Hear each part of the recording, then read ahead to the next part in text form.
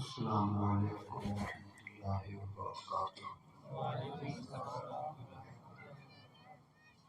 الحمد للہ رب العالمین والصلاة والسلام علی سید الانبیاء والمرسلین وعلی آلہ وصحبہ اجمعین، اما بعد فأعوذ باللہ من الشیطان الرجیم، بسم اللہ الرحمن الرحیم، وَأَتِمُّوا الْحَجَّ وَالْعُمْرَةَ لِلَّهِ آمنت باللہ صدق اللہ مولانا العظیم وصدق رسوله النبی الامین الکریم۔ شکر خدا کی آج گھڑی اس سفر کی ہے جس پر نثار جان فلاح و ظفر کی ہے۔ اس کے طفیل حج بھی خدا نے کرا دیے، اصل مراد حاضری اس پاک در کی ہے۔ طیبہ میں مر کے سیدھے چلے جاؤ آنکھیں بند، طیبہ میں مر کے سیدھے چلے جاؤ آنکھیں بند، سیدھی سڑک یہ شہر شفاعت نگر کی ہے۔ کیوں بادشاہ و خواب میں دیکھی کبھی وہ شے جو آج جھولیوں میں گدایان در کی ہے۔ لب وا ہیں آنکھیں بند ہیں پھیلی ہیں جھولیاں، کتنے مزے کی بھیک تیرے پاک در کی ہے۔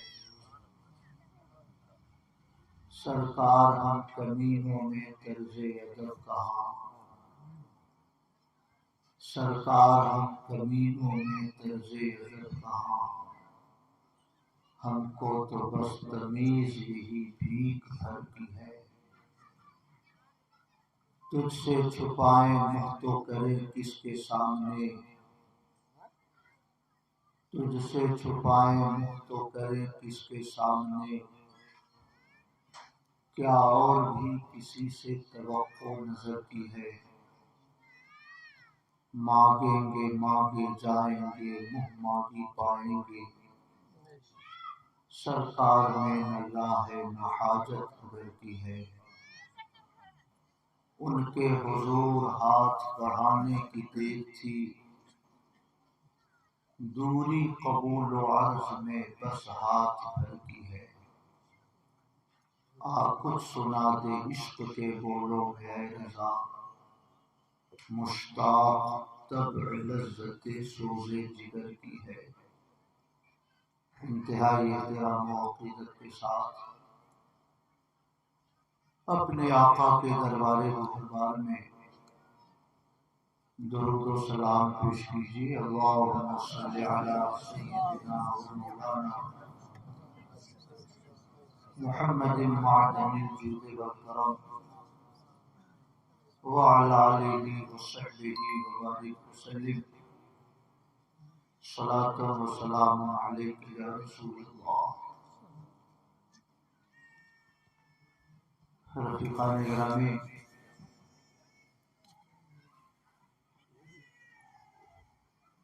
بہت ہی خوشی اور مسرت کا موقع ہے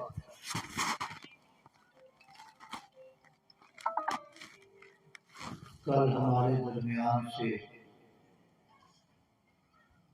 عالی جناب ماسٹر شرف الدین صاحب کے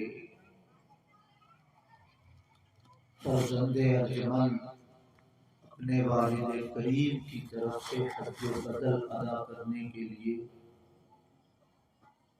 سفر حرمین شریفین کو روانہ ہو رہے ہیں۔ دعا کر لیجیے اللہ پاک ہمارے دینی بھائی اعجاز احمد صاحب کے سفر حج کو قبول فرمائے اور ان کے حج کو قبول فرما کر اللہ پاک انہیں بھی گناہوں سے پاک فرمائے اور ان کے والد کریم کی بھی مغفرت فرمائے۔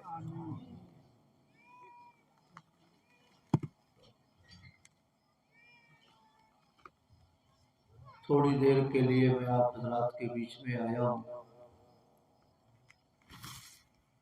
9:45 بج رہے ہیں، 10:30 کے آس پاس میری گفتگو ختم ہو جائے گی اور آپ حضرات اپنے گھروں کو واپس تشریف لے جا سکیں گے۔ درود پاک پیش کریں اللہم صلی علی سیدنا و مولانا محمد معدن الجود والکرم وعلی آلہ وصحبہ وبارک وسلم صلاۃ و سلام علیک یا رسول اللہ۔ رفیقان گرامی، حج کا سفر یہ عشق و محبت کا سفر ہے۔ ایک گنہگار بندہ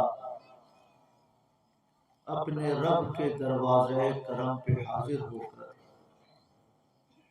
اپنے گناہوں کی مغفرت کی دعا کرتا ہے۔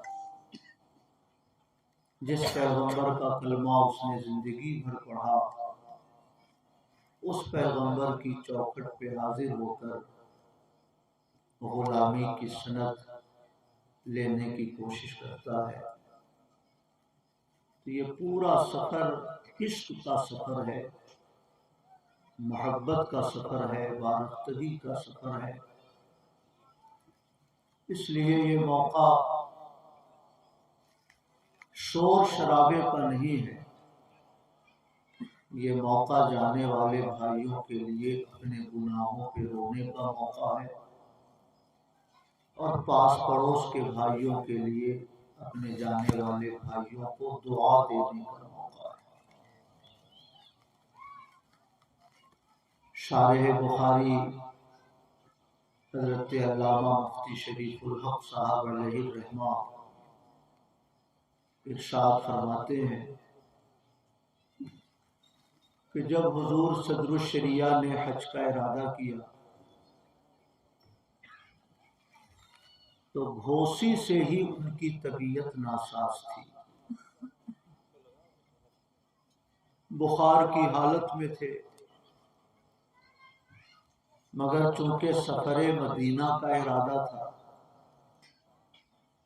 اس لیے بخار کے باوجود انہوں نے سفر کو ملتوی نہیں کیا۔ ریل پہ بیٹھائے گئے، وہیں سے غشی شروع ہو گئی، بہت دیر تک بے ہوشی کی حالت میں رہتے، مگر جب ہوش میں آتے تو فرماتے شریف الحق مجھے وضو کراؤ، میں نماز پڑھوں گا، میری نماز ابھی نہیں ہو سکی ہے۔ تو مفتی شریف الحق صاحب فرماتے ہیں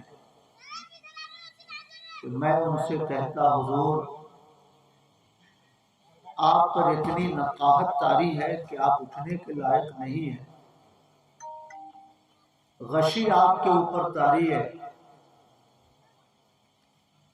حضور اتنی کمزوری کی حالت میں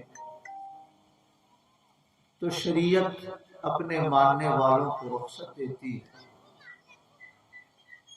حضور جب آپ کھڑے ہونے کے لائق ہو جائیں گے، نماز کم سے کم بیٹھ کر ادا کرنے کے لائق ہو جائیں گے، تب آپ نماز کی قضا فرما لیں۔ اتنی کمزوری تھی کہ اٹھ کر بیٹھنے کے لائق نہیں،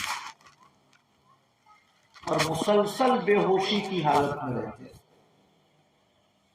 2-4 منٹ کے لیے ہوش آیا پھر بے ہوشی ہو جاتی۔ اس لیے شارح بخاری نے ان کی حد درجہ نقاہت کی وجہ سے یہ بات عرض کی۔ تو صدر الشریعہ فرماتے ہیں شریعت کے مسئلے سے میں بھی واقف ہوں، مجھے یہ نہ بتاؤ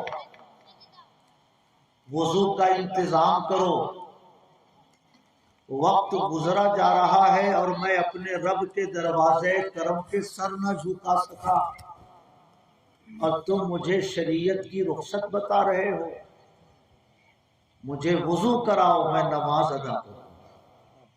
سبحان اللہ۔ میرے بھائی آج اگر کسی کے پاؤں میں چھوٹا سا زخم ہو جائے تو کئی دنوں تک وہ مسجد کی حاضری سے محروم رہتا ہے، مگر مسلسل بے ہوش رہنے کے باوجود 2 منٹ کے لیے بھی ہوش آتا تو حضور صدر الشریعہ پہلے نماز کے لیے ارشاد فرماتے مجھے نماز ادا کراؤ، وقت گزرا جا رہا ہے اور میں اپنے رب کے دروازے کرم پہ سر نہیں جھکا سکا۔ سبحان اللہ۔ میرے بھائیو صدر الشریعہ شارح بخاری فرماتے ہیں کہ جب سے حضور صدر الشریعہ نے حج کا ارادہ کیا تب سے میں ان کو دیکھتا تھا کہ ہدایت بخشش لیے ہوئے ہیں، اور اعلیٰ حضرت کی یہ نعت شکر خدا کی آج گھڑی اس سفر کی ہے پڑھتے جا رہے ہیں، زار و قطار روتے جا رہے ہیں، اتنا روتے تھے کہ ان کی ریشیں مبارک بھیگ جاتی تھی۔ سمجھ رہے ہیں میرے بھائیوں؟ اسی حالت میں بمبئی پہنچے، بے ہوشی پر بے ہوشی ہے، غشی پر غشی ہے، اٹھ کر بیٹھنے کی طاقت نہیں ہے۔ لوگ کہتے حضور جب طبیعت بہتر ہوگی تو بعد میں حج ادا کر لیجئے گا۔ ارشاد فرماتے کہ میں حج کے لیے ضرور جاؤں گا، بھلے سے جہاز میں قدم رکھنے کے بعد میری روح پرواز ہو جائے، مگر میں مدینے کے سفر سے قدم پیچھے نہیں ہٹا سکتا۔ سبحان اللہ۔ اور ایسا ہی ہوا، جہاز پر بیٹھنے کے بعد ہی طبیعت اور زیادہ آپ کی ناساز ہو گئی، آپ کا انتقال ہو گیا، اور وہاں سے بمبئی سے آپ کی جنازہ گھوسی لائی گئی اور یہاں پر آپ کی تدفین ہوئی۔ میرے بھائیوں، جو آدمی حج کے سفر میں موت کی آغوش میں چلا جائے، قیامت تک اللہ تعالی اس کی روح کو حج ادا کرنے کی اجازت عطا فرماتا ہے۔ سبحان اللہ۔ حضرت علامہ ارشد القادری صاحب ارشاد فرماتے ہیں مدینے کا مسافر ہند سے پہنچا مدینے میں، قدم رکھنے کی نوبت بھی نہ آئی تھی سفینے میں۔ سبحان اللہ۔ تو میرے بھائیوں، ایمان والے، عشق والے جب مدینے کی حاضری کا ارادہ کرتے ہیں تو ان کے دل کی حالت بدل جاتی ہے۔ یہ تصور بڑا عجیب ہوتا ہے کہ وہ لمحہ کیسا لمحہ ہوگا جب میں حضور کے قدموں میں کھڑا ہو کر حضور کو سلام پیش کروں گا۔ دل پر قابو نہیں رہتا، آدمی کے جذبات بے قابو ہو جاتے ہیں اور آدمی وہاں کے تصور میں ڈوبا رہتا ہے۔ اس لیے میرے بھائیوں، یہ موقع کسی ہنگامے کا موقع نہیں ہے، یہ موقع اپنے گناہوں پہ رونے کا موقع ہے۔ جانے والے بھائیوں کے سفر کو اللہ قبول فرمائے، اس دعا کا موقع ہے نا۔ مگر رحمتوں کی چادر سمٹتی جا رہی ہے، برکتوں کا شامیانہ اٹھتا جا رہا ہے، علم کی برکتیں ختم ہو گئی، عبادتوں کا فیض محدود سے محدود تر ہو گیا۔ وہ زمانہ بالکل نگاہوں کے سامنے ہے جو آقا کریم صلی اللہ علیہ وسلم نے ارشاد فرمایا، اخیر زمانے میں علماء حج کریں گے دکھاوے کے لیے، اوسط جو میڈیم کلاس کے لوگ ہیں وہ حج کریں گے پکنک اور سیر و تفریح کے لیے، اور جو غریب قسم کے لوگ ہیں وہ حج کریں گے تاکہ وہاں جا کر کچھ خرید ورید کر لائیں، کاروبار کریں، تجارت کریں اور اس سے اپنی آمدنی کا ذریعہ بنائیں۔ وہ زمانہ قریب آ گیا میرے بھائیوں، اس لیے حاجیوں کی تعداد بڑھتی جا رہی ہے مگر حج کا فیض سمٹتا جا رہا ہے۔ عالموں کی تعداد بڑھتی جا رہی ہے مگر عالموں کا فیضان محدود ہوتا جا رہا ہے، کیونکہ جو موقع اللہ کو راضی کرنے کا موقع تھا، اس موقع کو ہم لوگوں نے دکھاوے کے لیے استعمال کرنا شروع کر دیا ہے۔ اس لیے میرے بھائیوں، میں پھر وہی بات دہراتا ہوں، یہ موقع کسی ہنگامے کا موقع نہیں ہے، یہ موقع اس کا ہے کہ جانے والا اپنے گناہوں پہ روئے، میں نے زندگی بھر خدا کی نافرمانی کی، میں نے زندگی بھر نبی کے حکم کی مخالفت کی، کیسے میں یہ گناہگار چہرہ نبی کو دکھلاؤں گا، کیسے میں ان کے دروازے کرم پہ اپنا منہ دکھلاؤں گا۔ اعلیٰ حضرت کا جذبہ دیکھیے، فرماتے ہیں حضور سرکار، ہم کمینوں میں طرز ادب کہاں، ہم کو تو بس تمیز یہی بھیک بھر کی ہے، اف بے حیائیاں کہ یہ منہ اور تیرے حضور، ہاں تو کریم ہے تیری خو درگزر کی ہے، تجھ سے چھپائیں منہ تو کریں کس کے سامنے، کیا اور بھی کسی سے توقع نظر کی ہے۔ کہیے سبحان اللہ، سبحان اللہ۔ امام صرف ہماری شریعت کے امام نہیں ہیں، امام صرف ہمارے لیے احکام دینی کے امام نہیں ہیں، وہ عشق کے بھی امام ہیں، محبت کے بھی امام ہیں، باطنی احوال و کیفیات کے بھی وہ امام ہیں۔ ان کی زندگی کو پیش نظر رکھ کر ہم اپنی ظاہری زندگی کو بھی بہتر بنا سکتے ہیں اور ہم اپنی باطنی زندگی کو بھی نکھار سکتے ہیں۔ کہیے سبحان اللہ، درود شریف پڑھیے، اللہم صلی علی سیدنا و مولانا محمد معدن الجود والکرم وعلی آلہ و صحبہ وبارک وسلم، صلاۃ و سلام علیک یا رسول اللہ۔ اللہ تعالیٰ کا بڑا کرم ہوا، بڑی مہربانی ہوئی کہ اللہ پاک نے ہمارے ماسٹر شرف الدین صاحب کو یہ توفیق دی کہ انہوں نے اپنے جوان سال صاحبزادے کو اپنی جانب سے حج کے لیے روانہ کرنے کا فیصلہ کیا۔ بخاری شریف کی حدیث ہے، ایک خاتون حضور کی خدمت میں حاضر ہوئی، عرض کیا یا رسول اللہ میرے والد پر حج فرض ہو چکا ہے، مگر وہ اتنے بوڑھے ہیں کہ وہ جا نہیں سکتے تنہا، وہ حج کے ارکان کو ادا نہیں کر سکتے، یا رسول اللہ اگر میں ان کی طرف سے حج ادا کروں تو کیا ہو جائے گا؟ آقا کریم صلی اللہ علیہ وسلم نے فرمایا اگر ان کے اوپر قرض ہوتا اور تو ادا کر دیتی تو ادا ہوتا یا نہیں ہوتا؟ صحابیہ نے عرض کیا یا رسول اللہ ضرور ادا ہو جاتا۔ تو فرمایا کہ ان کے اوپر حج ہے، وہ حج ادا کرنے کے قابل نہیں ہے، تو ان کی طرف سے تو بھی حج کر لے تو ان کا حج ادا ہو جائے گا۔ کہیے سبحان اللہ۔ میرے بھائیوں، کتابوں میں لکھا ہے کہ حج بدل کرنے والے دو گنا اجر کے مستحق ہوتے ہیں، دو گنا ڈبل اجر ان کو ملتا ہے۔ حج کرتے ہیں دوسرے کی طرف سے، لیکن محنت اس دوسرے نے نہیں کی ہے، انہوں نے تو پیسہ دیا، انہوں نے تو زیادہ سفر دیا، مگر سفر کی جو مشقتیں ہیں وہ حج ادا کرنے والا اٹھاتا ہے، حج ادا کرنے والا دشواریوں کو جھیلتا ہے اور حج کے مشکل ارکان کو ادا کرتا ہے۔ اس لیے حج بدل کرنے والا جس کی طرف سے حج کرے وہ تو ثواب کا مستحق ہوتا ہی ہے، جو حج بدل کرے وہ دوگنے اجر کا مستحق ہوتا ہے۔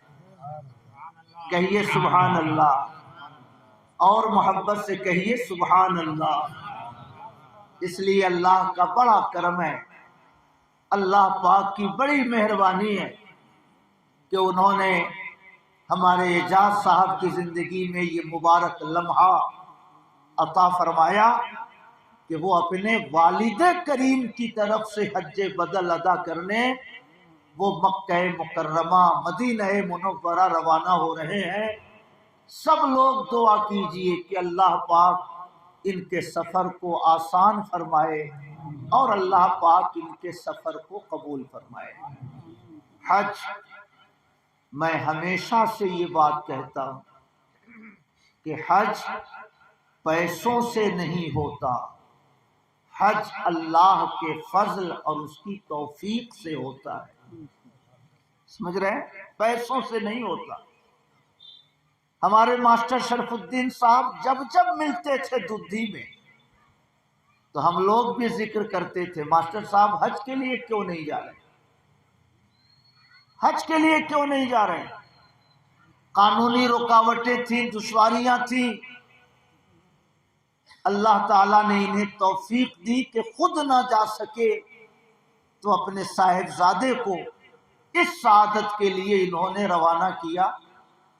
اگر زندگی میں کبھی وہ رکاوٹ ختم ہو گئی تو ماسٹر شرف الدین صاحب کو دوبارہ اپنا حج ادا کرنا پڑے گا۔ سمجھ رہے ہیں؟ حج بدل کے جائز ہونے کے لیے ضروری ہے کہ جس عذر کی وجہ سے دوسرا حج کر رہا ہے ان کی طرف سے وہ عذر پوری زندگی باقی رہے۔ اگر وہ عذر زندگی میں کبھی ختم ہو گیا تو اب وہ حج ناکافی ہو گیا، اس انسان کو اپنی طرف سے دوبارہ حج کرنا پڑے گا۔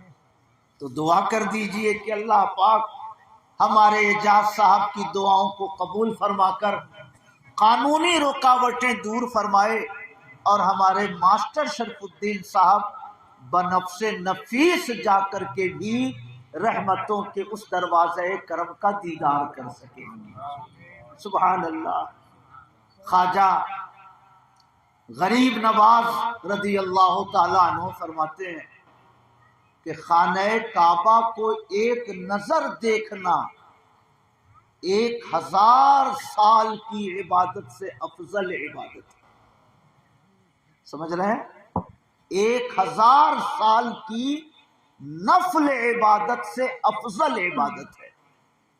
یہ موقع کتنا سنہرا موقع ہے آدمی کچھ نہ کرے، صرف جا کر خانہ کعبہ کو تکتا رہے، تب بھی اس کا دامن نیکیوں سے بھر جائے گا انشاءاللہ۔ ہمارے اعجاز صاحب تو ماشاءاللہ تندرست ہیں، جوان سال ہیں، محنتی ہیں، یہ تو چاہیں تو بہت کچھ کر سکتے ہیں، چاہیں تو وہاں کی برکتوں کو خوب اپنے دامن میں سمیٹ سکتے ہیں۔ ایک بزرگ فرماتے ہیں کہ میں نے حضرت امام اوزاعی رضی اللہ تعالی عنہ کے ساتھ حج کیا، مگر میں نے کبھی ان کی پیٹھ کو بستر پر نہیں دیکھا۔ سمجھ رہے ہیں؟ میں نے امام اوزاعی کے ساتھ حج کیا، مگر میں نے کبھی ان کو بستر پر لیٹا ہوا نہیں دیکھا۔ رات رات بھر عبادتیں کرتے رہے، دن بھر اللہ کے ذکر میں لگے رہتے تھے۔ اگر تھوڑی دیر کے لیے نیند آتی تو فوراً پانی اپنے چہرے پہ ڈال لیتے اور پھر عبادت میں لگ جاتے۔ سبحان اللہ۔ اس انداز میں امام اوزاعی نے 80 حج فرمائے۔ کتنا؟ 80 حج فرمایا۔ سبحان اللہ۔ امام اعظم ابو حنیفہ نے 55 حج فرمایا۔ 16 سال کی عمر سے جو انہوں نے حج شروع کیا، 150 ہجری میں ان کا انتقال ہوا۔ 96 ہجری سے لے کر 150 ہجری تک ہر سال وہ حج کرتے رہے۔ 55 حج امام اعظم ابو حنیفہ نے فرمایا۔ سبحان اللہ۔ میرے بھائیو، حج کے جو ارکان ہیں، جہاں تک اللہ نے توفیق دی، اعجاز صاحب کو ہم نے سمجھایا، انہوں نے سمجھا، ٹریننگ ہوئی، تربیت ہوئی، اس لیے حج کے ارکان کے حوالے سے کسی گفتگو کی حاجت نہیں ہے۔ میں اپنے بھائیوں سے یہ گزارش کر چکا ہوں کہ فون کو چارج رکھیے گا، پیسہ ڈلوائے رکھیے گا، جہاں کوئی مسئلہ سمجھ میں نہیں آئے گا فوراً وہاں سے فون لگائیے گا، ریال 2 ریال خرچ کر لیجئے گا، مگر کوئی ایسا کام نہ کریے گا جس سے حج کے ارکان کی ادائیگی میں کوئی کمی رہ جائے۔ اس لیے میں ارکان حج کے حوالے سے کوئی گفتگو نہیں کرنا چاہتا۔ کل میں جشپور میں تھا، وہاں سے 2 بجے رات میں چلا ہوں، مسلسل صرف فجر کی نماز کے لیے راجپور میں رکا، 8 بجے مدرسہ پہنچا ہوں، 12 ساڑھے 12 تک پڑھایا ہوں، پھر گھر آیا ہوں۔ اس لیے میں کوئی بہت لمبی گفتگو کی پوزیشن میں نہیں ہوں۔ بس ایک بات میں اپنے اعجاز صاحب کو سمجھانا چاہتا ہوں کہ ہندوستان میں آپ کا وقت لاکھ کے برابر ہو کہ نہ ہو، مگر وہاں پہنچنے کے بعد آپ کا ہر منٹ 1 لاکھ کا ہو جایا کرتا ہے۔ سمجھ رہے ہیں؟ اس لیے ہر وقت کو اللہ کے ذکر میں گزارنے کی کوشش کیجیے۔ میرے بھائیوں، بزرگان دین اپنے مریدوں کو 40 دن کے چلے میں بیٹھاتے ہیں، کسی خانقاہ میں، کسی کمرے میں بیٹھا دیتے ہیں، وظیفہ بتا دیتے ہیں، 100 رکعت نفل پڑھو، اتنا بار درود پڑھو، اتنا بار کلمہ پڑھو، 40 دنوں تک چلا کرایا جاتا ہے۔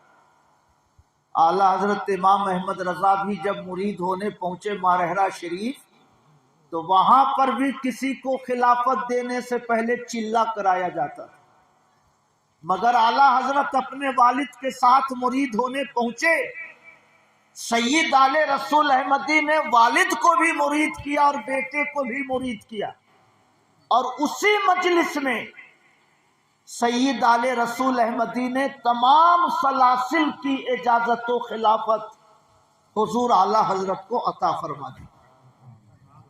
تو جو درگاہ کے خادم تھے ان لوگوں نے کہا حضور یہ تو بڑی عجیب بات آج ہم لوگوں نے دیکھی، کتنے بڑے بڑے لوگ آتے تھے، مگر جب تلک وہ خانقاہ میں چلا نہ کرے، 40 دنوں تک عبادت و ریاضت نہ کرے، اس وقت تک حضور نے کبھی اس کو خلافت نہیں دی۔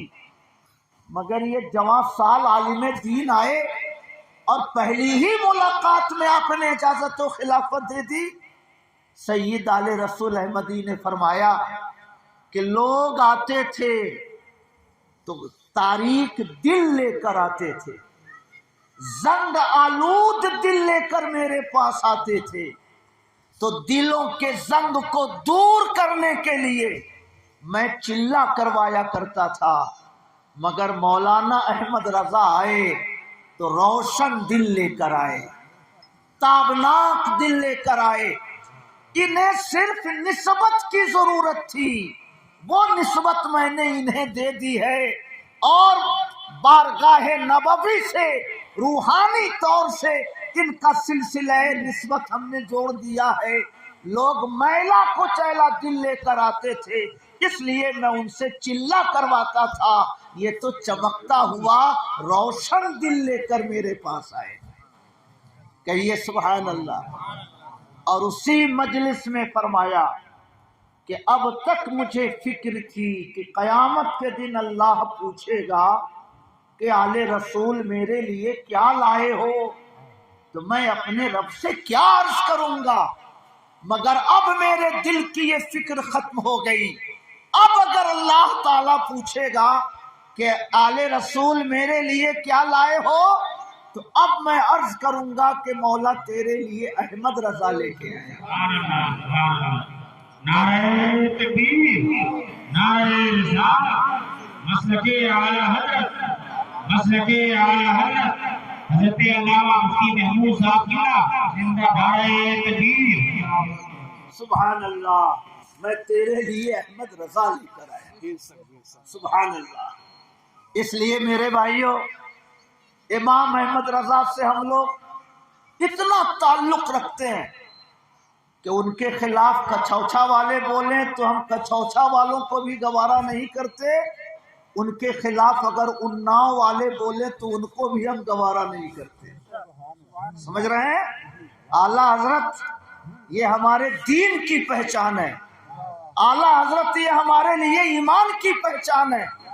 ہم اپنے ماں باپ کی اہانت گوارا کر سکتے ہیں، مگر اعلیٰ حضرت سے عقیدت کا رشتہ ٹوٹتا ہوا ہم کبھی بھی گوارا نہیں کر سکتے۔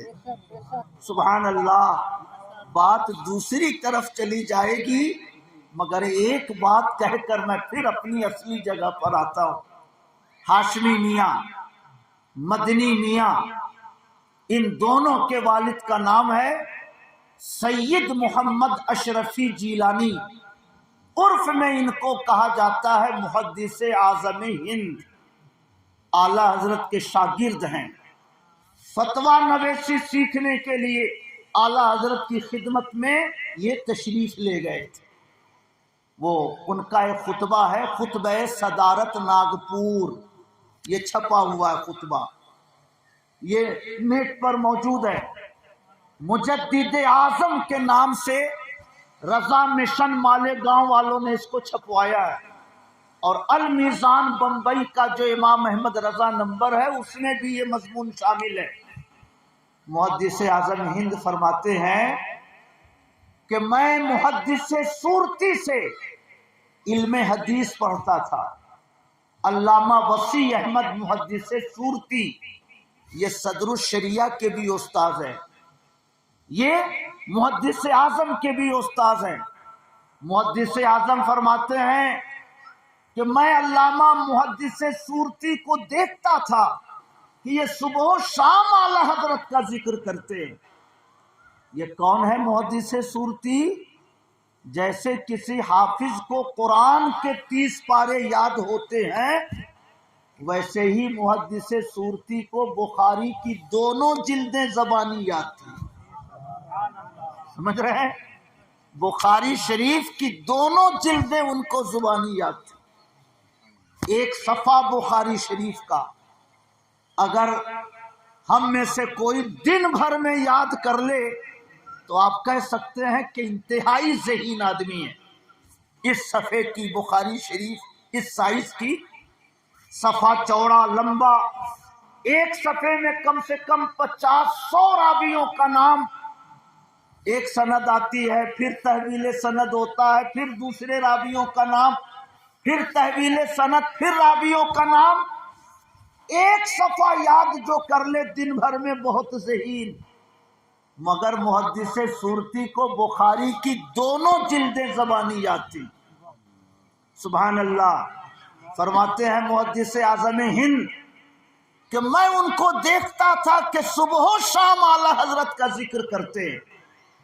تو میں نے ان سے پوچھا حضور آپ نے علم حدیث پڑھا ہے؟ مولانا احمد علی محدث سہارنپور سے، مگر اپنے استاذ کا ذکر کرتے ہوئے میں آپ کو نہیں دیکھتا ہوں. آپ مرید ہیں مولانا فضل الرحمان گنج مراد آبادی سے، مگر میں آپ کو اپنے پیر کا ذکر کرتے ہوئے نہیں دیکھتا ہوں. میں دیکھتا ہوں کہ صبح اعلی حضرت کا ذکر، شام اعلی حضرت کا ذکر، مجلسوں میں اعلی حضرت کا ذکر. حضور کبھی استاذ کا ذکر نہیں کرتے، پیر کا ذکر نہیں کرتے، اعلی حضرت کا ذکر کیوں اتنا کرتے ہیں؟ محدث سورتی کا جواب سنیے. فرمایا سنو، میرے لیے سب سے بڑی دولت وہ علم نہیں ہے جو میں نے مولانا احمد علی محدث سہارنپور سے حاصل کیا ہے. میرے لیے سب سے بڑی دولت وہ بیعت نہیں ہے جو مجھے مولانا فضل الرحمان گنج مراد آبادی سے حاصل ہے.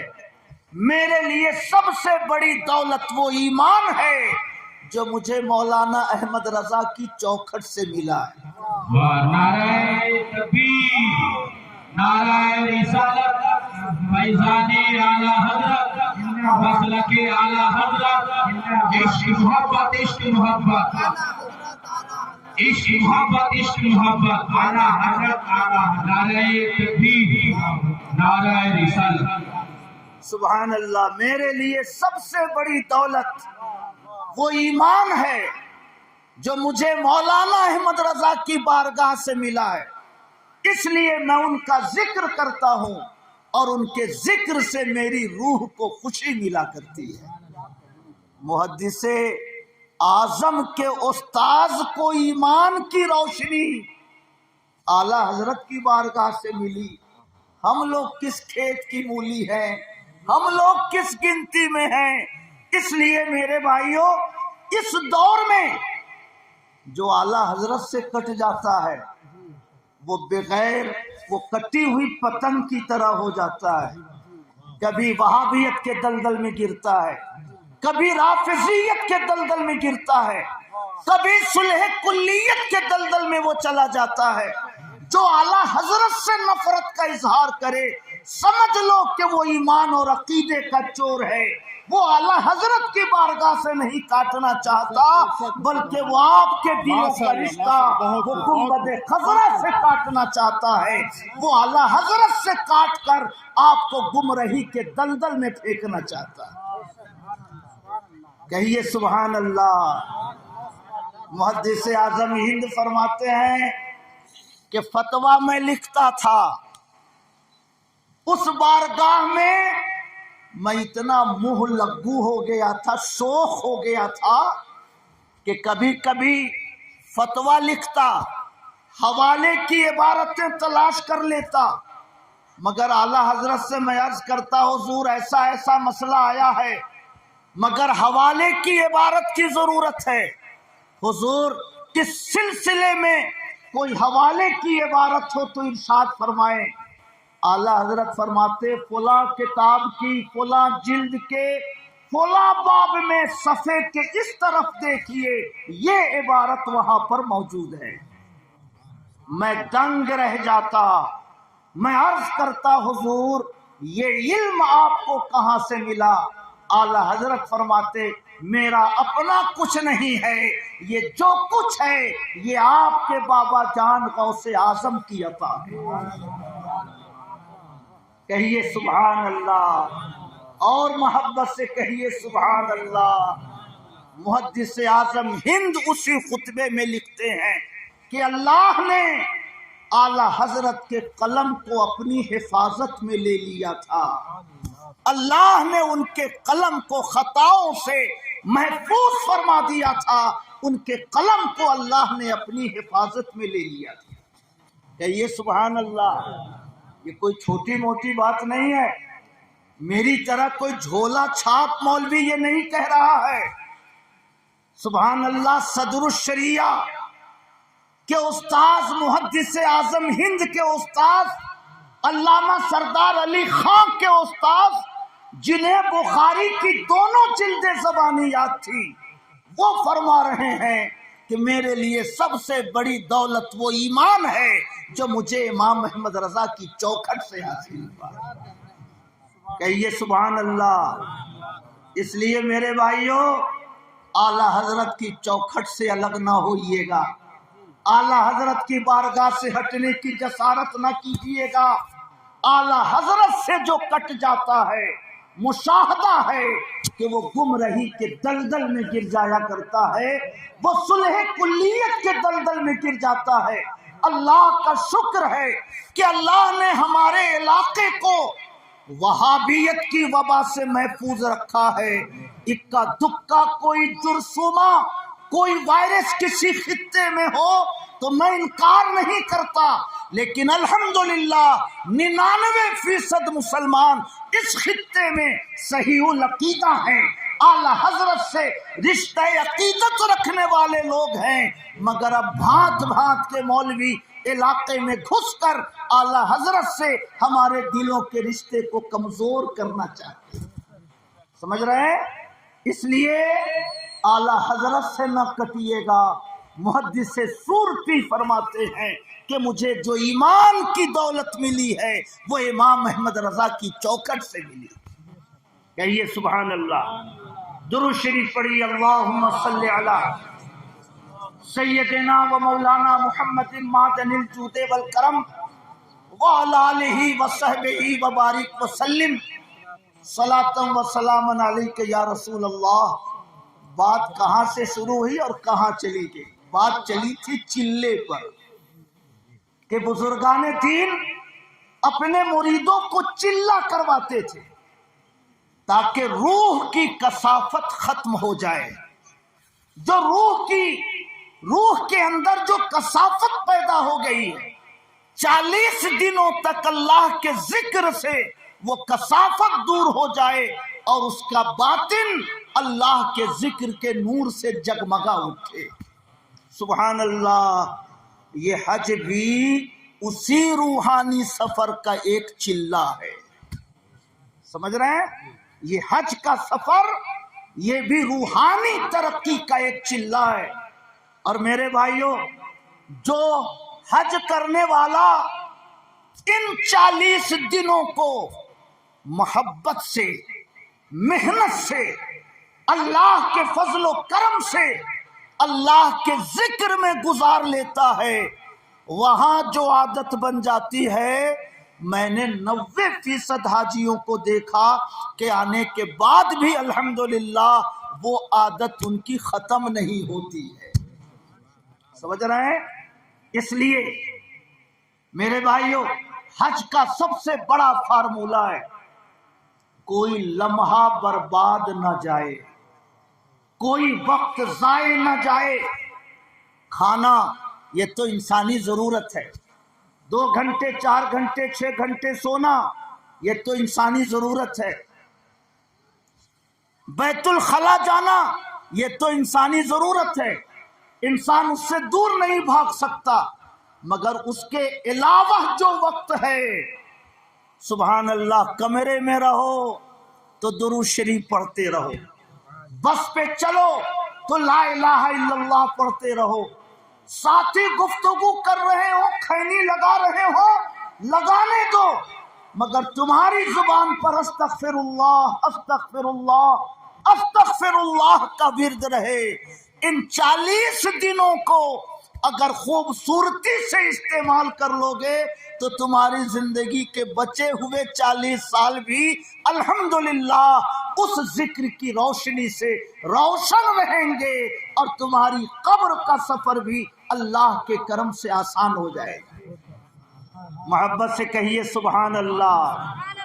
मेरे भाइयों, मैंने अपने भाई से कहा है कि नए नए जब लोग जाते हैं तो खूब मेहनत करते हैं, मगर जैसे जैसे तबीयत पर तकान गालिब आती है फिर धीरे धीरे लोग अपने मामूलात से पीछे हटने लगते हैं।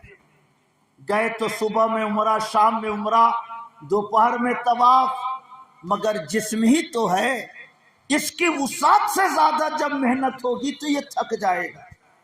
इसलिए एक अपना मामूल बना लें, फजर की नमाज पढ़कर मस्जिद आयशा चले जाएं। मस्जिद में जाने के लिए, मस्जिद आयशा जाने के लिए बस पे बैठिए, ऐसे ऐसे इधर उधर न देखिए, देखते भी रहिए और ला इलाहा इल्लल्लाह, ला इलाहा इल्लल्लाह, ला इलाहा इल्लल्लाह, ला इलाहा इल्लल्लाह पढ़ते रहिए। अगर आप चाहेंगे तो अपने होटल से मस्जिद आयशा जाते जाते और वहां से हरम आते आते आप 1000-2000 बार कलमा तैयबा का विर्द बहुत आसानी से कर सकते हैं। और अल्लाह के पैगंबर फरमाते हैं जो 70,000 बार कलमा तैयबा पढ़ लेता है, अल्लाह ताला उसके गुनाहों की मग़फ़िरत फरमा देता है। सुभान अल्लाह। तो सुबह को उमरा कीजिए, दोपहर 10 बजे 9 बजे आकर होटल पे सो जाइए, 2 बजे 2:30 बजे 1:30 बजे उठिए, ज़ोहर पढ़िए, असर पढ़िए, मगरिब पढ़िए, इशा पढ़िए, इशा के बाद खाना खाकर हरम चले जाइए, तवाफ कीजिए, 10 रकात 20 रकात नमाज नफल पढ़िए, 2 पारा 3 पारा कुरान शरीफ पढ़िए, 100-200 बार कुल हो अल्लाहु अहद पढ़िए। जब तक तबीयत में निशात हो, रात में हरम शरीफ के अंदर बैठकर अल्लाह का जिक्र करते रहिए। तबीयत में जब तक कान गालिब आने लगे फिर बस पकड़कर अपने होटल चले आइए और फजर की नमाज पढ़ के फिर सो जाइए। समझ रहे हैं? ये मामूल अगर बनाया जाए तो मैं ये समझता हूँ कि वहाँ जो आदत बन जाती है, यहाँ आने के बाद भी अल्हम्दुलिल्लाह वो आदत जारी रहती है। वहाँ जो तहज्जुद गुजार बन गया, यहाँ आके भी तहज्जुद गुजार रहता है।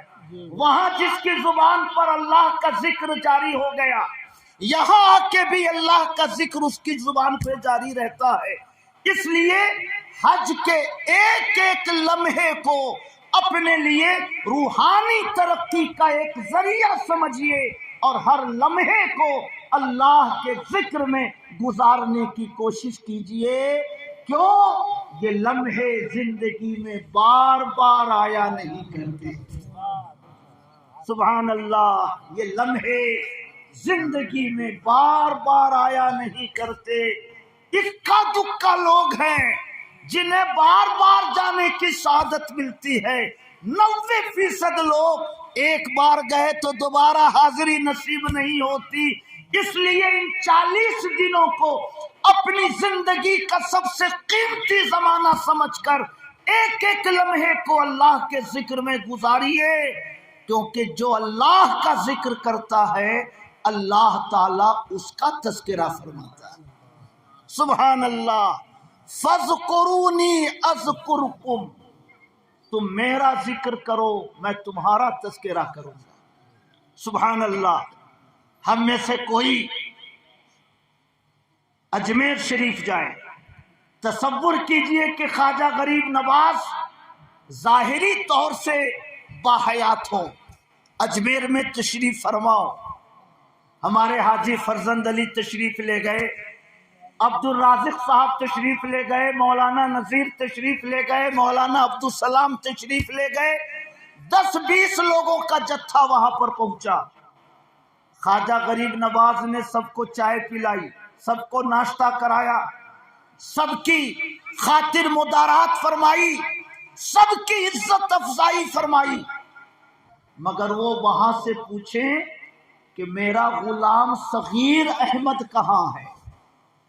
अब्दुल साहब आप आ गए, सगीर को कहाँ छोड़ा? फरजंद अली आप आ गए, सगीर को कहाँ छोड़ा है? मौलाना नजीर आप आ गए, सगीर को कहाँ छोड़ा है? मेरे भाइयों, भले से मिठाई खा रहे हो, भले से सेब खा रहे हो, भले से चाय पी रहे हो, ख्वाजा गरीब नवाज की मेहमान नवाजी से सब लुत्फानंदोज हो रहे हो, मगर सबको मौलाना सगीर के मुकद्दर पर रश्क होगा कि कितने ऊंचे मुकद्दर वाले हैं कि ख्वाजा गरीब नवाज उनको याद कर रहे हैं। कहिए सुभान अल्लाह। मेरी बात समझ रहे हैं आप?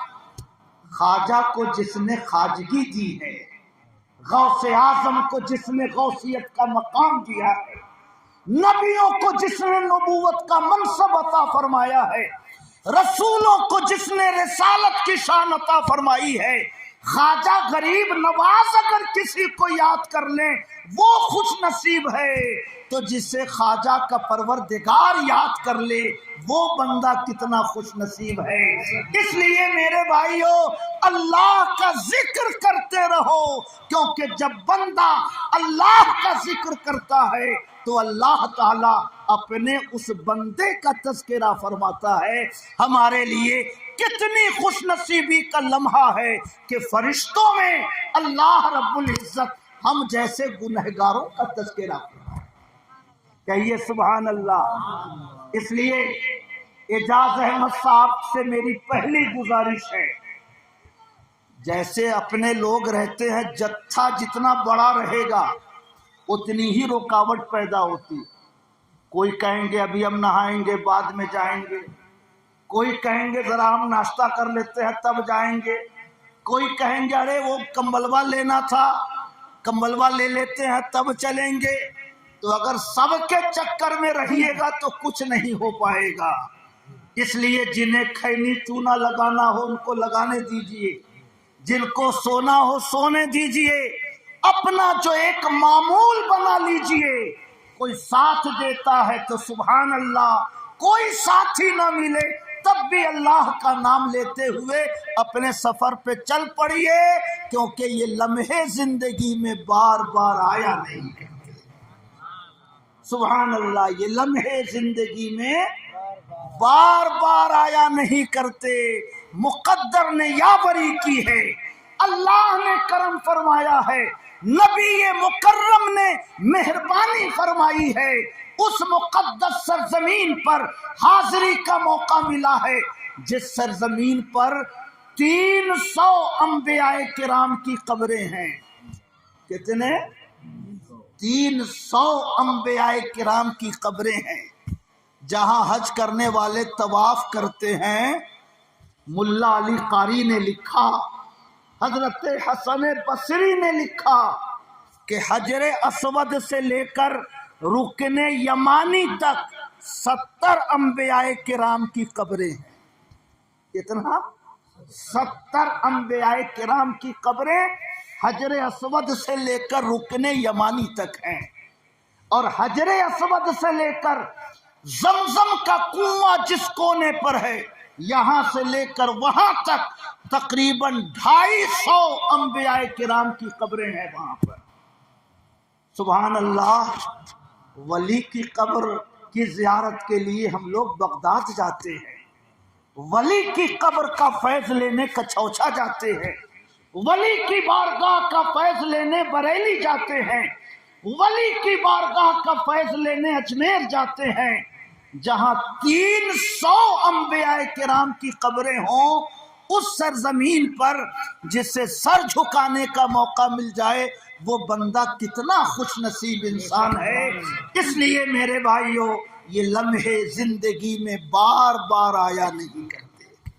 सुभान अल्लाह। मिज़ाबे रहमत के नीचे हजरत इस्माइल अलैहिस्सलाम की कब्र है, मगर चूंकि निशान मिट गया इसलिए लोग तवाफ कर रहे हैं। अगर कब्र का निशान होता तो हम तो किसी मोमिन की कब्र पे पैर नहीं रख सकते, किसी नबी की कब्र पर पैर रखना ये तो बहुत दूर की बात है। हजरत हसन बसरी ने लिखा कि जब नबियों को ان کی قوم کے لوگ پریشان کرتے تھے تو انبیاء کرام اپنی قوم کو چھوڑ کر مکہ مکرمہ آ جاتے تھے، اللہ کے گھر کے سائے میں اغل بغل میں مکان بنا کر زندگی گزارتے تھے، مگر چونکہ کھانے پینے کا کوئی ویسا نظم نہیں تھا، اس لیے اکثر انبیاء کرام بھوک کی وجہ سے دنیا سے وصال فرما جاتے تھے، اور وہاں جو لوگ آباد تھے وہ خانہ کعبہ کے ارد گرد قبریں بنا کر ان کے جسم انور کو اسی میں رکھ دیا کرتے تھے۔ سمجھ رہے ہیں؟ ایک بزرگ گزرے ہیں سید عبدالعزیز دباغ رحمت اللہ علیہ، ابریز شریف میں فرماتے ہیں مقام ابراہیم کے پاس حضرت ابراہیم جلوہ فرما ہوتے ہیں اپنے غلاموں کے ساتھ، مقام مستجاب پر حضرت عیسیٰ علیہ السلام اینی ٹائم جلوہ گر رہتے ہیں، حتیم کے پاس حضرت موسیٰ علیہ السلام جلوہ گر رہتے ہیں۔ سبحان اللہ، اینی ٹائم جہاں اتنے بڑے بڑے نبی انبیاء کرام جلوہ گر رہتے ہوں، اس فضا میں اگر کوئی گنہگار مسلمان پہنچ جائے تو اسے مقدر کا دھنی نہیں کہیں گے تو کیا کہیں گے؟ سمجھ رہے ہیں؟ اس لیے میرے بھائیوں، جب اللہ کا بہت بڑا کرم کسی بندے پر ہوتا ہے تب جا کر اسے مکہ شریف اور مدینہ شریف کی حاضری نصیب ہوا کرتی ہے۔ ہم عشق والے ہیں، ہم محبت والے ہیں، اس لیے مدینے کا ذکر ہم زیادہ کرتے ہیں، مگر یہ نہ سمجھنا کہ مکے کی کوئی اہمیت نہیں ہے، مکے کی کوئی فضیلت نہیں ہے، اس دھوکے میں نہ رہنا۔ مدینے کا ذکر ہم زیادہ اس لیے کرتے ہیں کیونکہ وہاں نبیوں کے سردار رہتے ہیں، مگر مکہ بھی ہمارے لیے کوئی کم نہیں ہے، یہاں 300 انبیاء کرام مطاف کے اندر تشریف فرما ہے، اللہ نے انہیں آخری آرام گاہ اسی سرزمین پر عطا فرمائی۔ کہیے سبحان اللہ، اور محبت سے کہیے سبحان اللہ۔ وہاں بھی کہتے ہیں کہ کسی صالح کی قبر کی طرف رخ کر کے نماز پڑھنا شرک ہے، تو اعلیٰ حضرت امام احمد رضا نے فرمایا کہ قبر کی عبادت کی نیت سے کوئی اگر رخ کر کے نماز پڑھے تب شرک ہے، اور اگر کوئی قبر کا فیض لینے کے لیے قبر کے اگل بغل نماز پڑھتا ہے تو وہ شرک کے دائرے میں شامل نہیں ہے۔ اور اعلیٰ حضرت نے اسی موقع پہ لکھا کہ اگر قبروں کے آس پاس نماز پڑھنا شرک ہوتا تو کسی مسلمان کو مطاف میں نماز پڑھنے کی اجازت نہ ہوتی، کیونکہ حجر اسود سے لے کر رکن یمانی تک 70 انبیاء کرام کی قبریں موجود ہیں۔ اعلیٰ حضرت نے لکھا، مگر اس کا حوالہ میری نظروں سے پوشیدہ تھا، الحمدللہ ملا علی قاری کی کتاب میں مجھے یہ حوالہ ملا، اور ابھی حضرت حسن بصری کا رسالہ میں نے پڑھا، حضرت حسن بصری نے یہ بات لکھی ہے کہ خانہ کعبہ کے ارد گرد 300 انبیاء کرام کی قبریں۔ کہیے سبحان اللہ۔ حضرت حسن بصری کے کوئی دوست تھے جو مکہ شریف میں رہتے تھے، مگر کوئی ظالم انسان تھا، وہ ان کو پریشان کرتا تھا، اس لیے انہوں نے نیت کر لی کہ اب میں یہاں سے ہجرت کر جاؤں گا، مکہ شریف چھوڑ کر کہیں دوسرے ملک چلا جاؤں گا۔ حضرت حسن بصری نے ان کو چٹھی لکھی، اسی چٹھی میں لکھا، اے میرے دوست، تم اس شہر کو چھوڑنے کا ارادہ کر رہے ہو جہاں ایک نماز پڑھو تو 1,00,000 نماز کا ثواب ملتا ہے، ایک تسبیح پڑھو تو 1,00,000 تسبیح کا ثواب ملتا ہے، تم اس شہر کو چھوڑنا چاہتے ہو کہ ایک آیت پڑھو تو 1,00,000 آیت کا ثواب ملتا ہے، ہرگز ہرگز نہ چھوڑو، وہ شہر تو وہ ہے کہ وہاں 300 انبیاء کرام نے آ کر پناہ لی ہے، تو جس شہر میں 300 नबियों ने सुकूनत इख्तियार की हो, उस शहर को छोड़ कर जाना ये बहुत महरूमी की बात है। इसलिए वहीं रहो, जालिम के जुल्म पर सब्र करो, सब्र करोगे तो अल्लाह ताला उसके जुल्म से तुम्हें निजात अता फरमाएगा। कहिए सुभान अल्लाह। इसलिए मेरे भाई आप सब लोग दुआ कीजिए कि अल्लाह पाक हमारे भाई मोहम्मद एजाज साहब को मकबूल हज की तौफीक अता फरमाए, अल्लाह पाक इनके सफर को कबूल फरमाए। ये जवान हैं, मेहनत कर सकते हैं। बूढ़े लोग जब घुटने में दर्द बढ़ जाता है तो वहां जाके भी होटल ही में पड़े रहते, हिम्मत ही नहीं होती। तो उतनी भीड़ में हम जाएंगे कैसे, अरकान कैसे अदा करेंगे। तो एक दो बार कहीं मुश्किल से उम्रा हो गया तो हो गया, बाकी टाइम उनका होटल पे गुजरता है।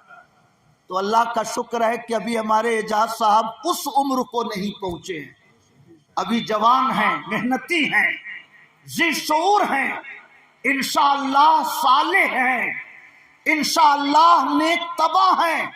अगर ये मेहनत करें तो हज की शहादतों को अपने दामन में खूब समेट सकते हैं। आला हजरत फरमाते हैं, बल्कि बुजुर्गों ने भी लिखा है कि अगर कोई हाजी मक्के से मिना पैदल जाए, मिना से अरफात पैदल जाए, वहां से मुजदलिफा पैदल आए, मुजदलिफा से मिना पैदल आए, फिर वहां से मक्का पैदल जाए, यानी हज के जो अरकान हैं उन अरकान को पैदल अदा करे तो हर कदम पर अल्लाह ताला 7 करोड़ नेकियां उस हाजी को अता फरमाया करता है। समझ रहे हैं? ये 14 किलोमीटर का सफर है। मक्के शरीफ से मिना 4 किलोमीटर, मिना से अरफात 14 किलोमीटर, अरफात से मुजदलिफा 7 किलोमीटर, मुजदलिफा से मिना 7 किलोमीटर, तकरीबन 25-30 किलोमीटर का ये चक्कर है। आला हजरत फरमाते हैं कि कोई हाजी अगर इन अरकान को पैदल अदा करे तो मेरा अंदाजा है कि अल्लाह ताला पैदल चलने के बदले में उस हाजी को 78 खरब 40 अरब नेकियां पैदल चलने के बदले में अता फरमाता है। कितनी? 78 खरब 40 अरब नेकियां सिर्फ पैदल चलने के बदले में मिलती है। जो कुरान पढ़ा वो अलग है, जो दुरूद पढ़ा वो अलग है, जो नमाजें पढ़ी वो अलग है, जो तिलावत उसने की वो अलग है, जो अरकान हज अदा किए वो अलग है। सिर्फ पैदल चलने के बदले में अल्लाह ताला 78 खरब 40 अरब नेकियां हज करने वाले को अता फरमाता है। कहिए सुभान अल्लाह।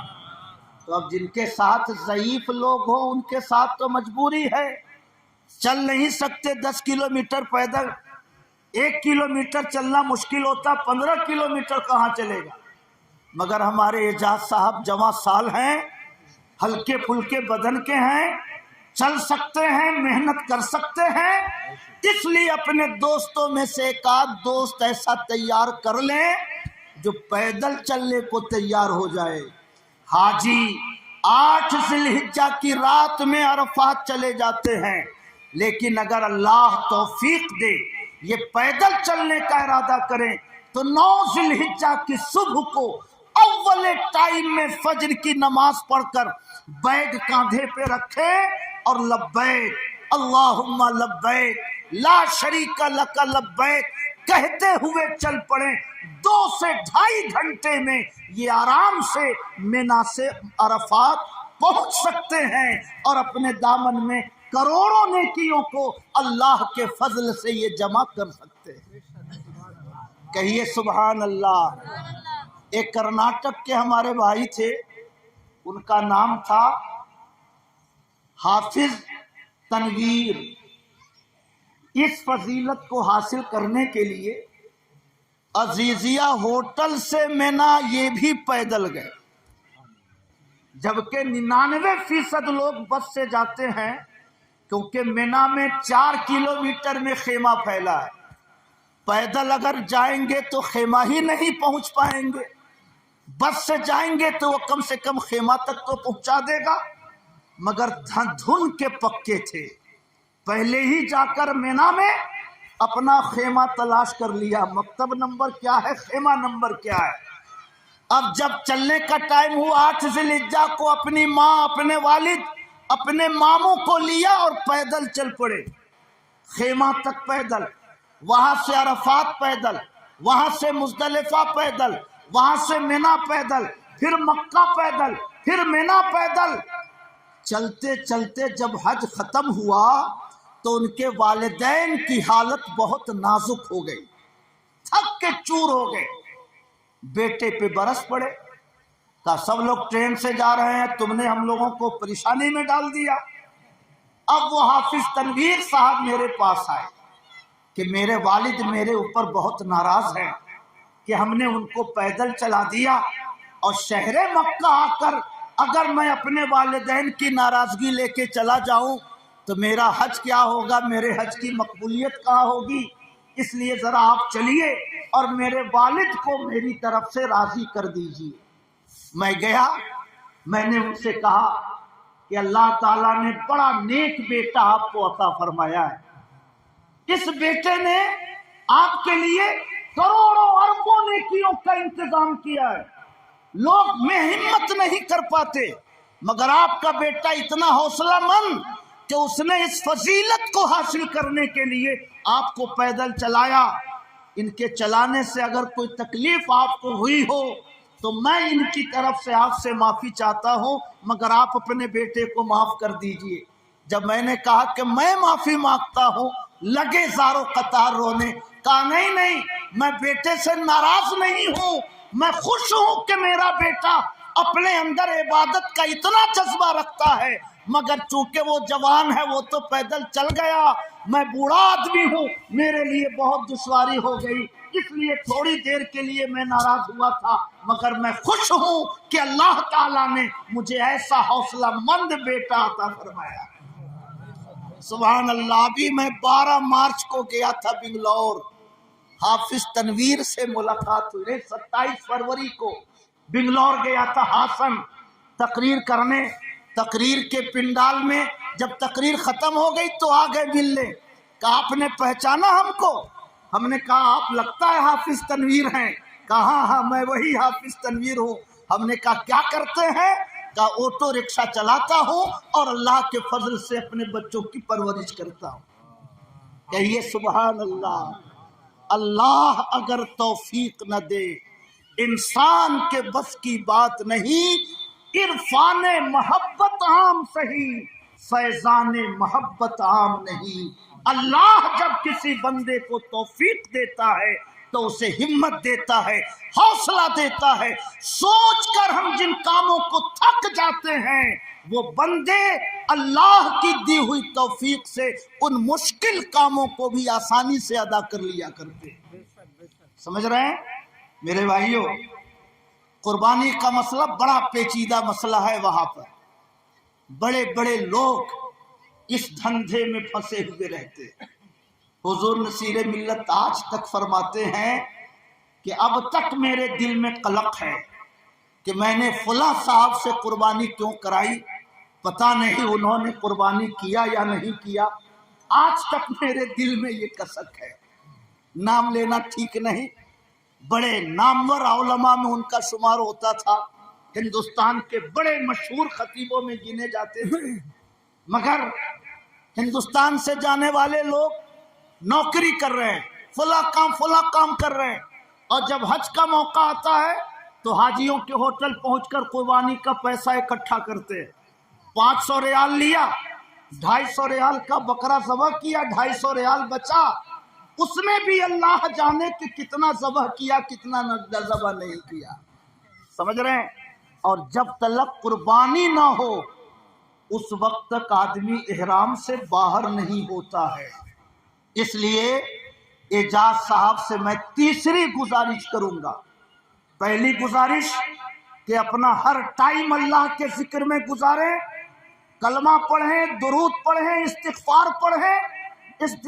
پڑھیں تاکہ زندگی بھر کے گناہوں کا دھبا دھلے، درود پڑھیں تاکہ گنبد خضرا کا فیضان قلب میں جلوہ گر ہو، اور کلمہ کثرت سے پڑھیں تاکہ ایمان کی شمع دل میں روشن ہو۔ یہ 3 ذکر امہات الذکر ہیں، ان تینوں کی پابندی کریں، یہ پہلی نصیحت۔ دوسری نصیحت، اللہ توفیق دے تو حج کے ارکان کو پیدل ادا کریں، کیونکہ اس کی بڑی فضیلت ہے۔ ہم اور آپ کمرہ بند کر کے عبادت کریں تب بھی 7 کروڑ نیکیاں سال بھر میں اکٹھی نہیں کر سکتے، اور وہاں حاجی ایک قدم اٹھاتا ہے 7 کروڑ، دوسرا قدم اٹھاتا ہے 14 کروڑ، تیسرا قدم اٹھاتا ہے 21 کروڑ، 100 قدم اٹھاتے اٹھاتے وہ 700 کروڑ نیکیوں کا مالک ہو جاتا ہے۔ کہیے سبحان اللہ۔ وہ دوسری نصیحت۔ اور تیسری نصیحت، کتنا بھی بدن تھکا رہے مگر قربانی اپنے ہاتھ سے کیجئے گا، کیونکہ قربانی کے مسئلے میں وہاں بڑا دھوکہ ہوتا ہے۔ جس کمرے میں ہم تھے اس کمرے میں اعظم گڑھ کا ایک مولوی سرائے میر کا، وہ ہمارے بستر کے بغل ہی میں اس کا بستر تھا، نام میرے ذہن میں نہیں رہا، مگر 65-70 سال کا دبلا پتلا مولوی، اس کا ایک شاگرد مکے میں رہتا تھا، وہاں کسی مکتب میں یا کسی ادارے میں پڑھاتا تھا، بڑا عالم۔ وہ کبھی کبھی ملنے کے لیے آتا تھا اپنے استاذ سے، تو میں بھی سنتا رہتا تھا اس کی بات۔ تو جب حج شروع ہونے کا ٹائم آیا تو اس نے کہا کہ حضرت اگر قربانی کرانا ہو تو بتائیے گا، میرے پاس انتظام ہے قربانی کرنے کا۔ تو جب قربانی کا ذکر آیا تو اور اگل بغل والوں نے بھی کہا کہ حضرت میری بھی قربانی کرا دیجئے گا، میری بھی کرا دیجئے گا۔ تو ہم نے انجان بن کر کہا کہ سعودیہ میں تو اسلامی حکومت ہے، اسلامی حکومت کے ہوتے ہوئے یہ الگ سے کیا قربانی آپ لوگ کرا رہے ہیں؟ بینک میں پیسہ جمع کریے قربانی ہو جائے گی، یہ الگ سے کیوں پریشانی مول لے رہے؟ تو اس مولوی نے کہا کہ نام کی یہ اسلامی حکومت ہے، ورنہ حقیقت میں یہ آزاد لوگ ہیں، کسی مسئلے میں حنبلی مذہب کو مانتے ہیں، کسی مسئلے میں شافعی مذہب کو مانتے ہیں، اور سچی بات یہ ہے کہ یہ شریعت سے اور دین سے آزاد لوگ ہیں۔ ہم لوگوں کے ہاں 3 دن قربانی ہوتی ہے، یہ 1 ہفتہ تک قربانی کرتے رہتے ہیں۔ میں تو 10-15 سال سے یہاں رہتا ہوں، ان کا یہ مذہب ہے کہ قربانی میں جانور ذبح کرنا ضروری نہیں، قربانی کا پیسہ غریب مسلمانوں میں بانٹ دو، قربانی ہو جاتی ہے۔ تو کہا کہ میں تو یہاں 15 سال سے ہوں، میں دیکھتا ہوں کہ یہ لوگ قربانی کے نام پہ کیا تماشا کرتے ہیں، اس لیے میرے جلنے والے دیوبند سے سہارنپور سے آتے ہیں تو میں ان کی قربانی کا الگ سے انتظام کرتا ہوں۔ سمجھ رہے ہیں؟ میرے دل سے آواز آئی کہ جو بات تم یہاں آج کہہ رہے ہو اعلیٰ حضرت کے غلام تو 10 سال پہلے سے ہندوستان میں کہہ رہے ہیں کہ اس حکومت پر اعتبار نہیں، یہ نام کی مسلم حکومت ہے، مگر جبہ کے نیچے دیکھو گے تو سب پینٹ شرٹ میں رہتے ہیں، نہ ان کی نماز کا کوئی بھروسہ ہے، نہ ان کے وضو کا کوئی بھروسہ ہے۔ سمجھ رہے ہیں؟ اس لیے یہ تیسری نصیحت ہے ہمارے اعجاز بھائی سے کہ آپ اپنے ہاتھ سے قربانی کیجئے گا۔ جب 10 ذی الحجہ کو حاجی مزدلفہ سے لوٹتا ہے مینا، تو طبیعت اس کی بہت خستہ رہتی ہے۔ قربانی کرنے والے بھی جب آئیں گے ہوٹل پر تو کہیں گے قربانی کرانا ہو تو بولیے گا میں تاج الشریعہ کا مرید ہوں، تو میں حافظ ملت کا خلیفہ ہوں، تو میں علامہ حشمت علی خان صاحب کا عقیدت مند ہوں، سارے بزرگوں کا نام لے گا تاکہ ان کا نام سن کر ان لوگوں کو بھروسہ ہو۔ آپ کہیے گا بھائی میں اپنے ہاتھ سے قربانی کروں گا، کہے گا ہاں ہاں ہاں آپ اپنے ہاتھ سے قربانی کریے گا۔ وہ جانتا ہے کہ 10 ذی الحجہ کو ان کی حالت اتنی پتلی ہوگی کہ یہ قربانی کرنے کیا آویں گے، قربانی ہم ہی کو کرنا پڑے گا۔ ہر آدمی یہ جانتا ہے یہ بات۔ اس لیے میں اعجاز صاحب سے خصوصی طور سے گزارش کرتا ہوں، کتنی بھی طبیعت تھکی ہو، کتنی بھی طبیعت آپ کی خستہ ہو، مگر فون مت کریے گا کہ قربانی کر دیجیے۔ मिना से निकलकर अजीजिया अपने होटल की तरफ आइएगा। मिना से अजीजिया की दूरी 1.5 से 2 किलोमीटर। ओवर ब्रिज पार करके आप थोड़ा सा चलेंगे, उधर गाड़ियां मिल जाती हैं, क्योंकि मिना, अरफात, मुजदलिफा इस एरिए में गाड़ियों की एंट्री ममनू रहती है, क्योंकि भीड़ रहती है हाजियों की। अगर कोई टैक्सी वाला अंदर चला गया तो 10,000 रियाल जुर्माना उसको देना पड़ेगा। उस एरिए में टैक्सी नहीं मिलती, मगर थोड़ा सा चलकर अजीजिया के इलाके में आएंगे, टैक्सी मिल जाएगी। आप उससे कहिए मैं बकरा मंडी जाऊंगा, काकिया, काफ आयन ये काकिया, वहां टैक्सी पकड़ के जाइए। टैक्सी वाले कहेंगे 200 रियाल लूंगा। वो जानता है कि 10 कदम नहीं चल सकता, काकिया पैदल कहाँ जाएगा। वो कहेगा 200 रियाल लूंगा। आप कहिए 50 रियाल में चलना हो तो चलो, वरना मैं चला पैदल। जब देखेगा कि तो 50 रियाल कह रहा है तो 100 रियाल होते होते तय हो जाएगा। टैक्सी से काकिया चले जाइए, अपने सामने जानवर खरीदिए। बड़े बड़े सलाटर हाउस बने हुए हैं, 40 रियाल का एक टोकन खरीदिए। बकरा लेकर हबशी लोग अंदर जाएंगे, चाकू ऐसे ऐसे लटकाए रहते हैं। आप किसी भी हबशी से कहिए कि अना मोमिन, अना मुस्लिम, अना आलिम। आलिम का मतलब जानकार नियत करिएगा कि मैं जानकार हूँ, ज़बह करना जानता हूँ। आप कहिएगा कि मैं जानकार हूँ, ज़बह करना चाहता हूँ, तो चाकू वो बढ़ा देंगे। अपने हाथ से ज़बह कर कर वहां से बाहर निकलिए। बहुत सारे मिस्कीन सलाटर हाउस के बाहर खड़े रहते हैं, गोश्त के लिए लड़ते झगड़ते रहते हैं। आप कह दीजिए कि इन लोगों में गोश्त बांट देना, फिर टैक्सी पकड़कर आप या तो खाना काबा आकर तवाफ़े ज़ियारत कर लीजिए, या अगर हिम्मत ना हो तो मिना जाकर रात भर अपने खेमे में आराम कीजिए। मगर कुर्बानी अपने हाथ से ही करिएगा। 10 को ना हो सके तो 11 को कुर्बानी करिएगा। 11 तक एहराम की हालत में रहिएगा, मगर जब तक कुर्बानी अपने हाथ से हो न जाए उस वक्त तक मुतमईन नहीं होइएगा, क्योंकि कुर्बानी के मसले में मक्के शरीफ में बड़ा झोल झाल होता है। समझ रहे हैं? बड़ा झोल झाल होता है, यही मुनासिब शब्द है। कुछ और कहना जरा मुनासिब नहीं है। झोल झाल बहुत होता है। टेढ़ी हरैया के हाफिज शौकत साहब अभी हैं, पढ़ाते हैं टेढ़ी हरैया में। उन्होंने किसी से बात किया, 400 रियाल में बकरे की बात हुई, मगर जब 10वीं ज़िलहिज्जा को गए कुर्बानी करने तो कहा अभी 2 घंटा बाद, तो कहा 4 घंटा बाद, तो कहा 6 घंटा बाद, कहा कल होगा। तो हमने कहा कि कहिए उसको कि पैसा लौटाओ, हम लोग अपने से जाकर बकरा खरीदेंगे। जब उसने सुना कि पैसा मांग रहा है तो कहा कि ठीक है चलो टैक्सी पे बैठो चलो। वहां से 8-10 किलोमीटर अंदर जंगल में ले गया। वहां पर उसने लोहे के तार से बकरों को उसने पाल रखा था। का इसमें से जो बकरा पसंद हो चुन लो।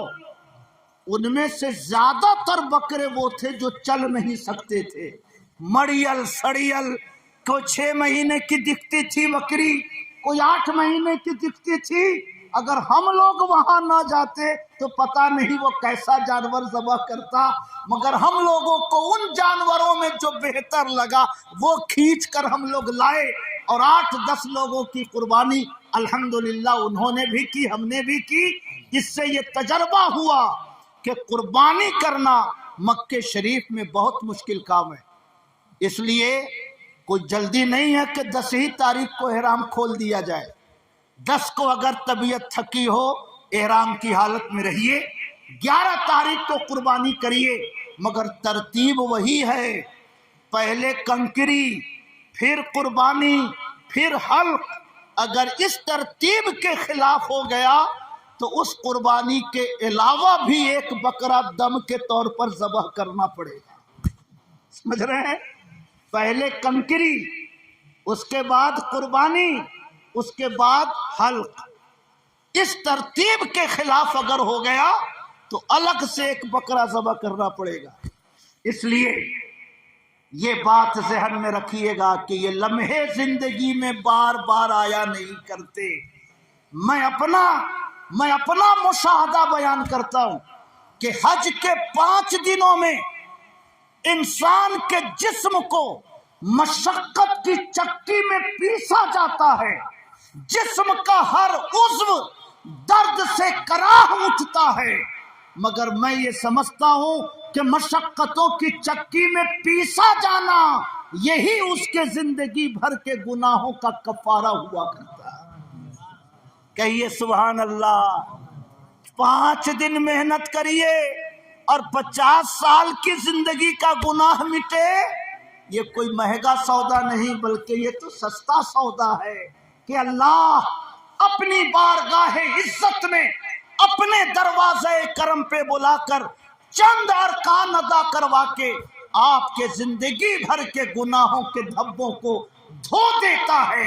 اور جب حج کے ارکان مکمل ہوتے ہیں تو فرشتے یہ بشارت لے کر اس کا انتظار کرتے ہیں، الحج المبرور لیس لہ جزاء الا الجنہ، حج مبرور کی جزا یہی ہے کہ جس کے حج کو اللہ قبول کر لے اس کی جزا یہی ہے کہ اس کو جنت مل جایا کرتی ہے۔ کہیے سبحان اللہ، اور محبت سے کہیے سبحان اللہ۔ اس لیے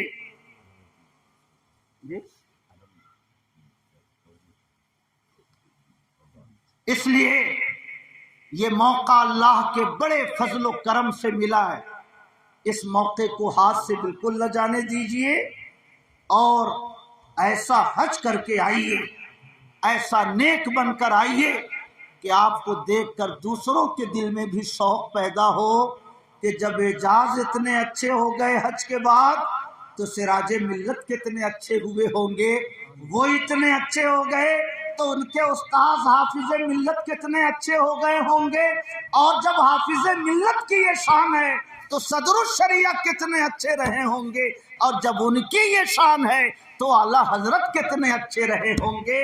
اس لیے اعلیٰ حضرت فرماتے ہیں یا رب رضا نہ احمد پاری نہ ہو کے جائے۔ جب اعلیٰ حضرت اپنی نعت میں آخری شعر لکھتے ہیں تو دعا کرتے ہیں مولا احمد رضا تیرے حبیب کے در پر آیا ہوا ہے، پورنکا احمد رضا بنا کر واپس مت کرنا، بلکہ مولا تو اپنے کرم سے احمد رضا کو نیا احمد رضا بنا کر اپنے حبیب کے در سے واپس فرمانا۔ یا رب رضا نہ احمد پاری نہ ہو کے جائے، پرانا احمد رضا نہیں، نیا احمد رضا بنا کے بھیجنا۔ یا رب رضا نہ احمد پاری نہ ہو کے جائے، یہ بارگاہ تیرے حبیب ابر کی ہے، توفیق دے کے آگے نہ پیدا ہو خوئے بد، تبدیل کر جو خصلت بد پیشتر کی ہے۔ مولا توفیق دے کہ آنے والی زندگی میں کوئی گناہ نہ کروں، اور جو پچھلی زندگی میں گناہ ہو چکے مولا تو ان گناہوں کو معاف فرما دے، احمد رضا کو ایک نیا احمد رضا بنا کر اپنے حبیب کے در سے واپس فرما۔ سبحان اللہ۔ اعلیٰ حضرت کے حج کا واقعہ مفتی اعظم ہند نے الملفوظ 3 حصے میں لکھا ہے، پورا واقعہ لکھا، کہاں کس عالم سے ملاقات ہوئی، کہاں کس عالم سے بحث ہوئی، کس لائبریری میں کیا فتویٰ لکھا، کس عالم نے اعلیٰ حضرت سے اجازت لی، کس نے اعلیٰ حضرت کو اجازت دی، ساری چیزیں لکھی ہیں۔ مگر کتنا عمرہ اعلیٰ حضرت نے کیا، کتنا طواف اعلیٰ حضرت نے کیا، حج کے ارکان میں کیا کیا باتیں ہوئیں، ایک شبد اس مسئلے میں نہ اعلیٰ حضرت نے لکھا نہ اعلیٰ حضرت کے شہزادے نے لکھا۔ کیا سمجھ میں آیا؟ کیا سمجھ میں آیا؟ کرنے کی دریا میں ڈال، کرنے کی دریا میں ڈال، وہاں سے آ کر یہ مت یاد رکھیے گا کہ میں نے اتنا عمرہ کیا ہے، میں نے اتنا قرآن پڑھا ہے، میں نے اتنی نفل نماز پڑھی ہے، میں نے اتنا روزہ رکھا ہے، ساری نیکیوں کو بھول جائیے۔ آنے والے پوچھیں گے کتنا عمرہ ہوا، کہیے جو بن پڑا اللہ کے فضل سے کیا، اب وہ قبول کر لے تو اس کی مہربانی ہے، بس اتنا کہہ کر چپ ہو جائیے، کیونکہ کوئی بھی بندہ جب اپنی نیکی کو بندوں میں پھیلاتا ہے تو اس نیکی کی اہمیت خدا کی بارگاہ سے گھٹتی چلی جاتی ہے اور بندہ اس عبادت کی برکتوں سے محروم ہوتا چلا جاتا ہے نا۔ اس لیے سب لوگ دعا کیجیے اللہ پاک ہمارے دینی بھائی اعجاز احمد صاحب کے سفر کو قبول فرمائے۔ یہ سفر کر رہے ہیں اپنے والد کریم کے حج بدل کے طور پر، اس لیے یہ لحاظ رکھنا ضروری ہے، طواف کریں تو ان کا نام لیں، سعی کریں تو ان کا نام لیں، کنکری ماریں تو ان کا نام لیں، عرفات کے لیے چلیں تو ان کا نام لیں، لبیک کہیں تو ان کا نام لیں، کہیں بھی ان کا نام ہٹنا نہیں چاہیے، کیونکہ آپ اپنا حج نہیں کر رہے ہیں بلکہ اپنے والد کریم کا حج بدل کر رہے ہیں۔ اور کبھی بھول سے کنکری مار کے چلے آئے، بعد میں یاد آیا کہ ہم نے تو شرف الدین صاحب کا نام نہیں لیا، تو دوبارہ جا کر کنکری ماری، پہلی والی کنکری آپ کی انویلڈ ہو گئی، دوبارہ جا کر اس کی قضا کیجئے۔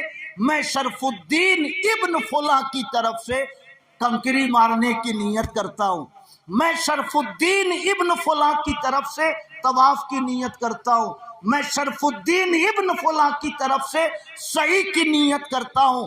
جتنے ارکان حج ہیں ہر رکن کی ادائیگی میں ان کا نام لینا بالکل کمپلسری ہے آپ کے لیے، سمجھ رہے ہیں؟ بالکل کمپلسری ہے۔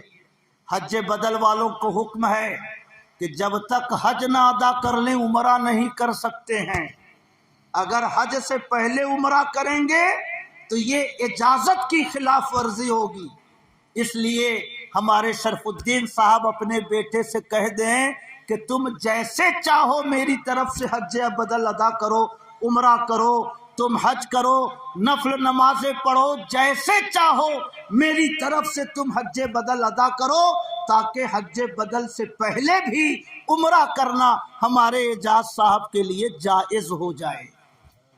سمجھ رہے ہیں میری بات؟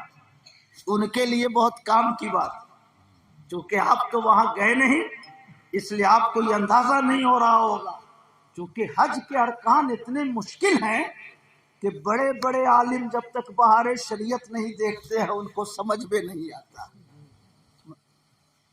ایک پٹنہ کے عالم ہیں مولانا ثناء المصطفیٰ صاحب، ان کا فون آیا میرے پاس سال 1.5 سال پہلے کہ پٹنہ سے ایک حاجی صاحب حج کے لیے گئے ہوئے ہیں، ان کا فون مکے سے آیا ہے کہ کسی حاجی مفتی صاحب سے یہ سوال پوچھ کر ہم کو جواب دیجیے، سمجھے؟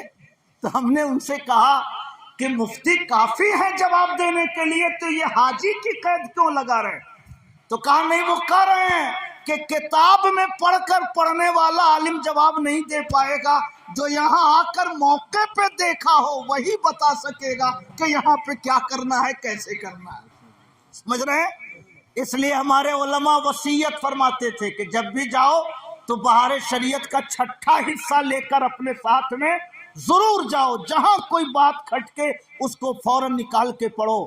اب تو موبائل میں آسانی ہو گئی، موبائل میں رفیق الحرمین ڈاؤن لوڈ کر لیجئے، بہار شریعت کا 6ٹھا حصہ ڈاؤن لوڈ کر لیجئے، کچھ نہ صحیح تو آئیمو کو ریچارج کرا کے رکھیے، جہاں کوئی بات پھنسے وہاں سے فون لگائیے، آپ کے علماء آپ کے رابطے میں رہیں گے اور انشاءاللہ جو کچھ مدد ہو سکے گی اللہ کے کرم سے وہ آپ کی ضرور مدد کریں گے۔ میں پھر ایک بار مبارکباد دیتا ہوں ماسٹر شرف الدین صاحب کو، عشق سچا ہو تو بندے کو خدا ملتا ہے، عشق سچا ہو تو بندے کو خدا ملتا ہے۔ کئی سال تک محنت کرتے رہے، کوششیں کرتے رہے، پاسپورٹ کی رکاوٹیں دور کرنے کی تگ و دو کرتے رہے، مگر قانونی رکاوٹوں کے سبب یہ کام آسان نہ ہو سکا، تو اللہ کا کرم ہے کہ انہوں نے ہمت نہیں ہاری بلکہ اپنی طرف سے اپنے بیٹے کو حج بدل کے لیے بھیجا۔ اللہ کا شکر ہے کہ انہیں بھی حج کی برکتیں مل جائیں گی، اللہ کا شکر ہے کہ ان کے بیٹے کو بھی خانہ کعبہ کا دیدار میسر ہو جائے گا۔ کہیے سبحان اللہ۔ وہ دن خدا کرے کہ مدینے کو جائیں ہم، خاک در رسول کا سرما لگائیں ہم، مدینے جائیں پھر آئیں، مدینہ پھر جائیں، تمام عمر اسی میں تمام ہو جائے۔ جی میں آتا ہے کہ آنکھوں سے لگا لوں ان کو، حاجیو تم نے جن آنکھوں سے مدینہ دیکھا۔ سبحان اللہ۔